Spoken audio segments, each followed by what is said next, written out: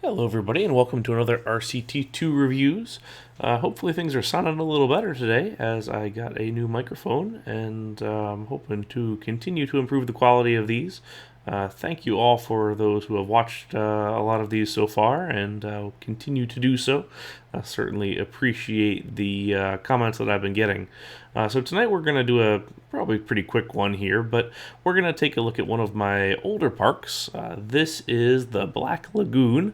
It won the Silver Award on New Element, which I think was not silver at the time when it came out. I think it might have been runner-up or something like that. But anyway, it's a small pirate-themed park. I don't think it's terribly much more than 70 or 80 squares.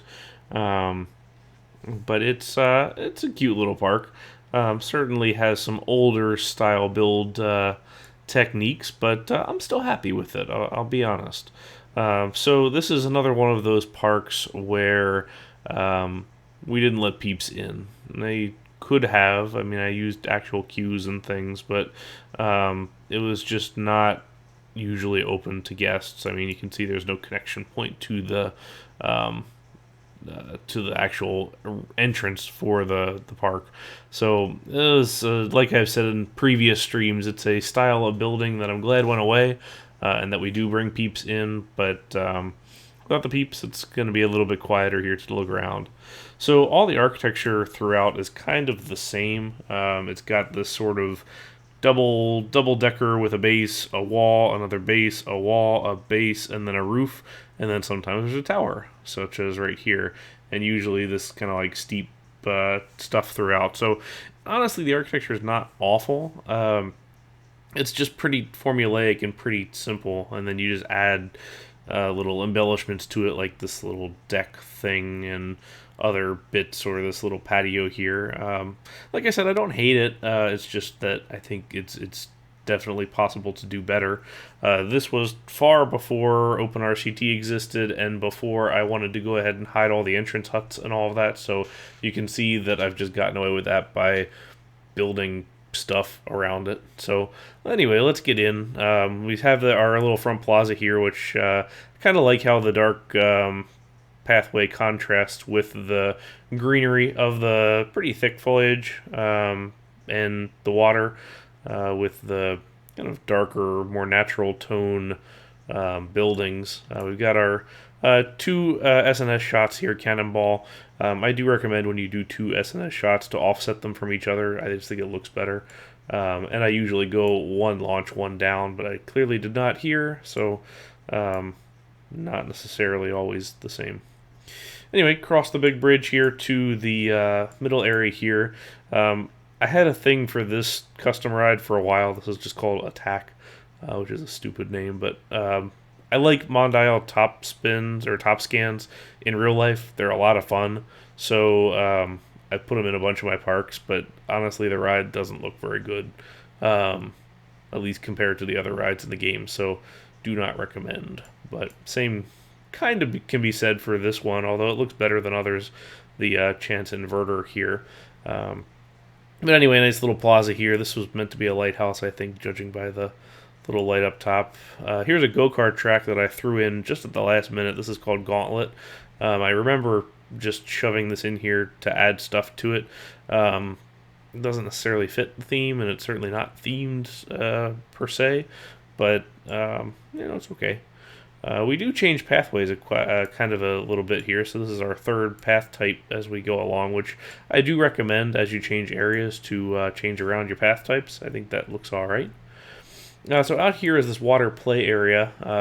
Six Flags Over Georgia had just installed a pirate-themed water play area called Skull Island right around when I was building this, which is probably 2003, 4, 5 time frame.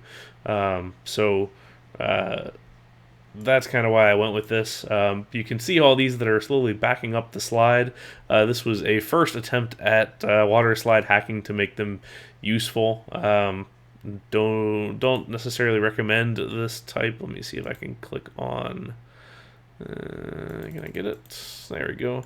So it's using free fall drop mode. So it basically just goes down to the bottom and then backs its way all the way up to the top and then goes down again. So not a bad idea if you want a pretty simple way to make something work like a water slide as this is, especially where guests are kind of meant to carry a tube up to the top, but not there's a lot of better ways to do it for sure.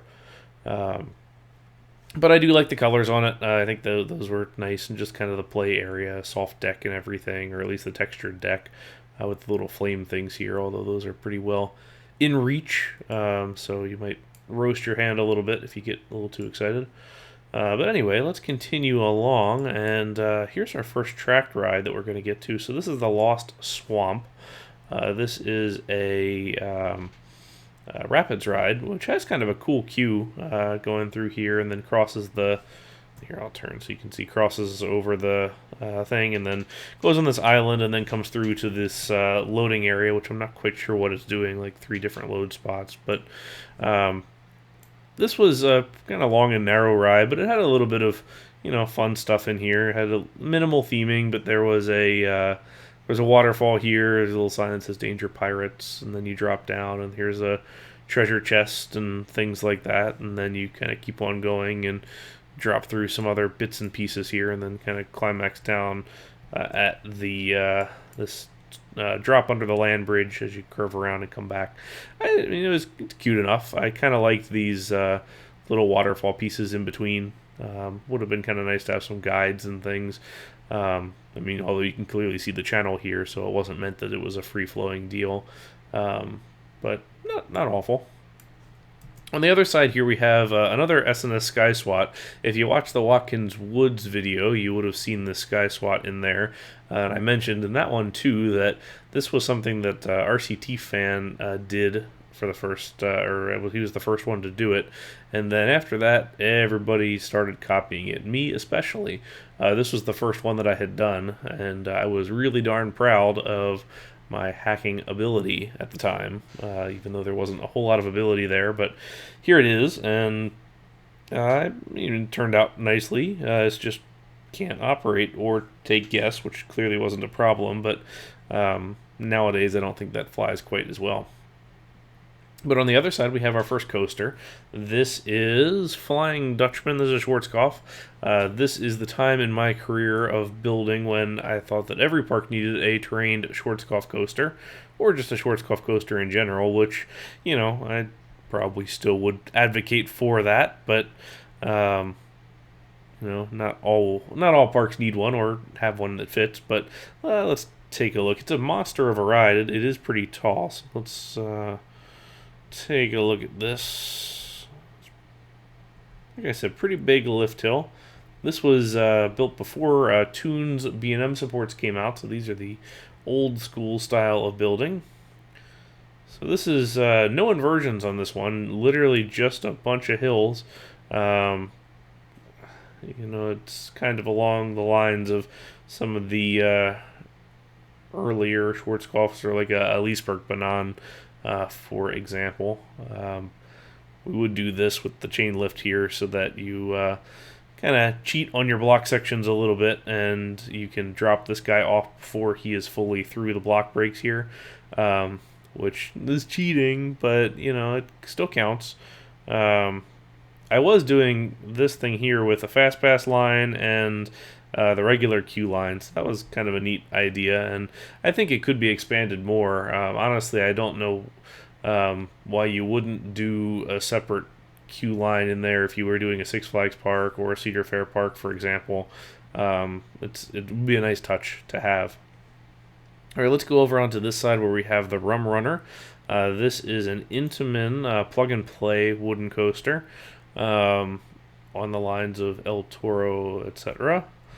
Kind of another terrain one, because I like terrain stuff, and honestly they just look good, so can't fault it too much there. But here you can see the little up into that first big drop there, so let's turn this way because it's a better way to view it here. So we have our curving dive here, and there's that big drop that you were just looking at underneath the land bridge up and over this super crazy airtime hill.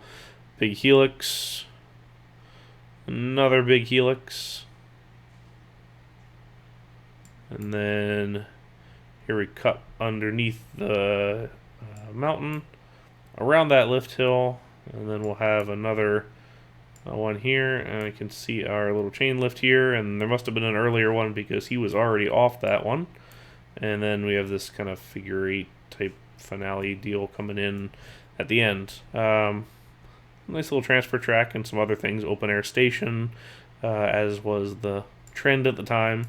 And then we also hid this little thing in here because this was another trend at the time, I feel like, where if you had a big tall mountain of sorts, you always kind of buried something in there just because.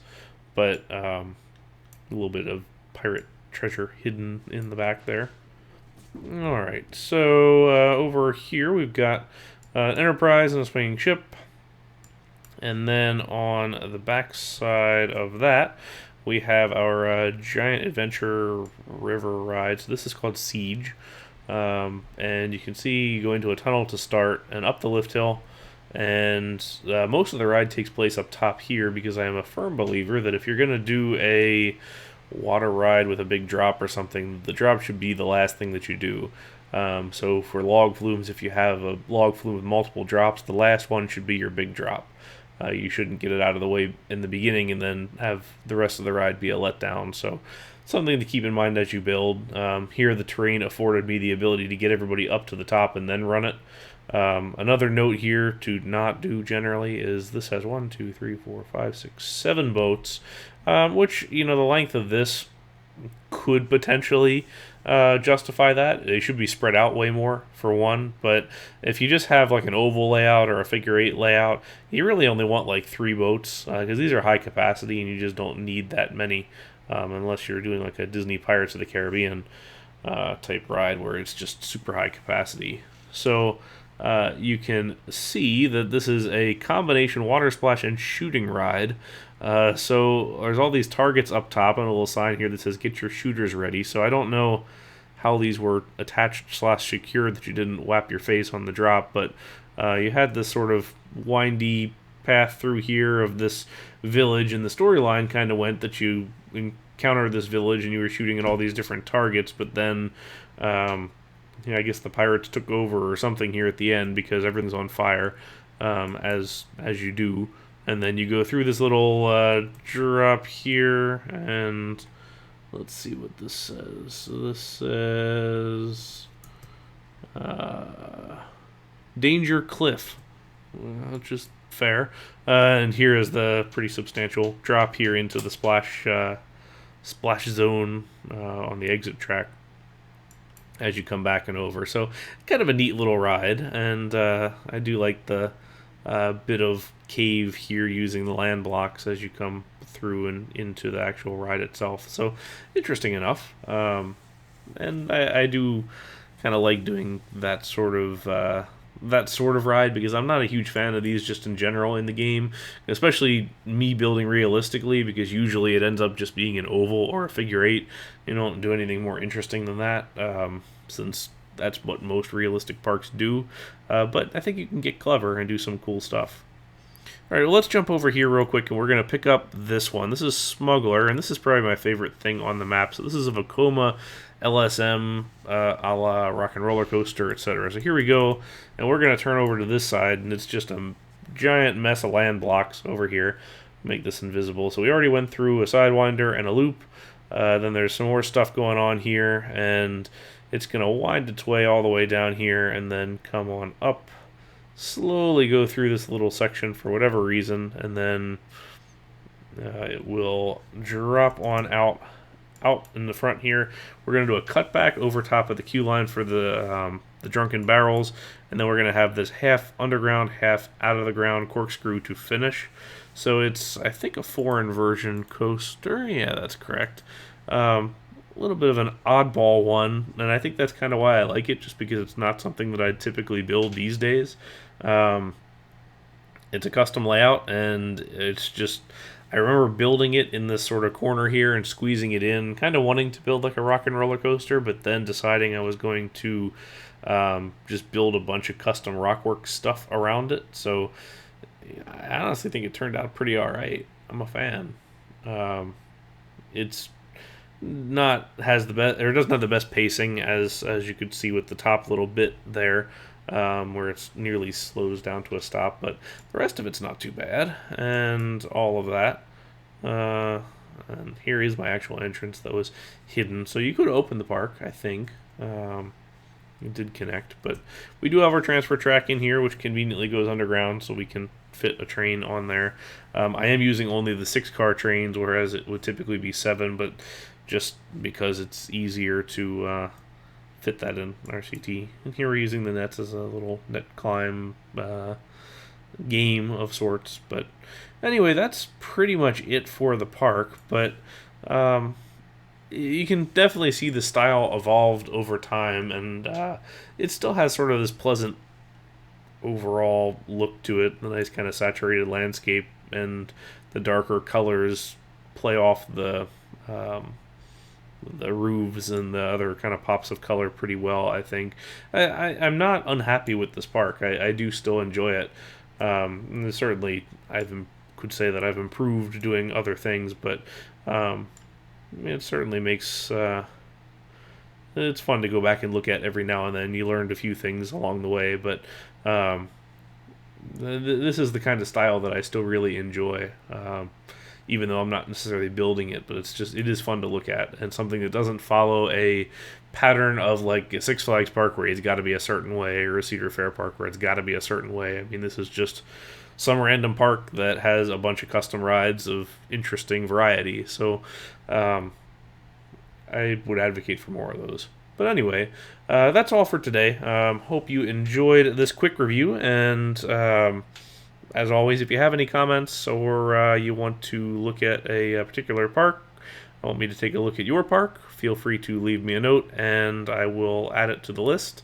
And then, as always, stay tuned for more. I think we've got some more fun stuff coming up here real soon. So until next time, thanks very much for watching, and have a great day.